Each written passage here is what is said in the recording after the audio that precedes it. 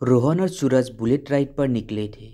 वो दोनों दिल्ली से हिमाचल का सफ़र कर रहे थे। सुबह से रात हो गई। वो लोग हिमाचल तक पहुंच गए थे, पर अभी भी अपनी मंजिल से दूर थे। रोहन कहता है, भाई यही कहीं रुकने का इंतज़ाम करते हैं। यहाँ तो दूर दूर तक कुछ नज़र नहीं आ रहा है। थोड़ा आगे चल के देखते हैं, कुछ ना कुछ ज़रूर मिलेगा। दोनों शिमला गांव से सरहद के अंदर आ गए थे। गांव वीरान था, लेकिन दूर उन्हें एक बड़ी इमारत दिखाई दी। दोनों उसी दिशा में चल पड़े। रात के अंधेरे में उन दोनों ने हॉर्न बजाया। बूढ़ा वॉचमैन अपने हाथ में एक लालटेन लेकर आया। अरे अंकल, हमें रहने के लिए कोई कमरा मिलेगा? नहीं बेटा, अंदर जाना सख्त मना है। तभी सूरज कहता है, अरे यार, एक तो पूरे दिन बाइक चलाकर कमर टूट गई है, ऊपर से कोई कमरा भी नहीं मिल रहा है। तभी वॉचमैन कहता है, मैं तुम्हें अंदर तो नहीं जाने दे सकता, पर अगर तुम चाहो तो मेरे साथ मेरे केबिन में रह सकते हो। बहुत सोने के लिए बिस्तर भी है और तुम दोनों के लिए खाना भी। रोहन कहता है, चलेगा अंकल, आप तो ग्रेट हो, आप जैसा दिलदार देखा ही नहीं। दोनों लड़के वॉचमैन के केबिन में गए और फिर वॉचमैन ने उन दोनों के लिए गर्मा गर्म चाय बनाई। ठंड बहुत थी, तो दोनों दोस्तों को चाय पी के बहुत मज़ा आया। वॉचमैन ने दोनों को खाना दिया और दोनों ने पेट भर के खाना भी खा लिया। थैंक यू अंकल, आपने हम दोनों की बहुत मदद की। कोई बात नहीं बेटा। रोहन वॉचमैन से पूछता है, अंकल ये तो डाकघर है ना, तो यहाँ रहने का इंतज़ाम होता है, तो इस डाकघर के अंदर जाने की परमिशन क्यों नहीं है? वॉचमैन कहता है, ये बहुत ही लंबी कहानी है बेटा। कहानी?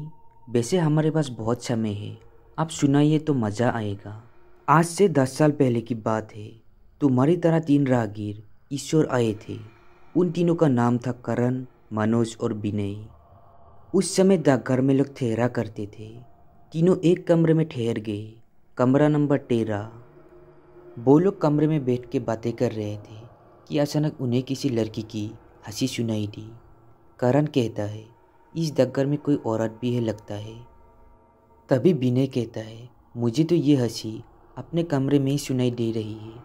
उनमें से एक बाहर जाकर देखता है तो हंसी बाहर से सुनाई नहीं दे रही थी। विनय कहता है, हंसी अंदर से आ रही है, लेकिन यहाँ कोई औरत नहीं है। वो लोग हंसी कहाँ से आ रही है ये खोजने लगे कि अचानक डाकघर की बिजली चली जाती है और उनके सामने वो लड़की थी, सूजन। सूजन का बस चेहरा ही नज़र आ रहा था। मनोज पूछता है, आप कौन हैं और हमारे कमरे में क्या कर रही है? सूजन हंसती रही और हंसते हंसते तीनों राहगीरों को मौत के घाट उतार दिया। अगली सुबह बस हमें उन लोगों की लाश मिली। तभी रोहन पूछता है, कौन सूजन और उसका भूत इस डाकघर में कैसे आया और उसके साथ क्या हुआ? वॉचमैन कहता है, ये जानने के लिए तुम्हें सूजन की कहानी सुननी पड़ेगी। 11 साल पहले की बात है।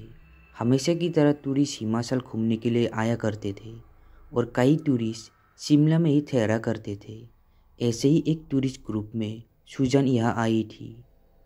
सूजन कमरा नंबर 13 में ठहरी थी और उस समय डाकघर में सारे कमरे फुल थे। सूजन बहुत ही खूबसूरत थी। हर एक की नज़र सूजन पर थी। सूजन और उसके दोस्त 2 दिन तक शिमला में ही रुके थे। वो यहाँ एक पहाड़ों की तस्वीर ले रहे थे। रात में वो अपने अपने कमरे में सोने चले गए कि अचानक आधी रात को सूजन के कमरे से चीखने की आवाज़ सुनाई दी। उसके दोस्त और हम सभी लोग वहाँ पहुँचे। सूजन ज़ोर ज़ोर से चीख रही थी। हमने मिलकर दरवाज़ा तोड़ दिया, पर अंदर कोई नहीं था। उसके दोनों दोस्त कमरे के भीतर गए और सूजन को ढूंढने लगे।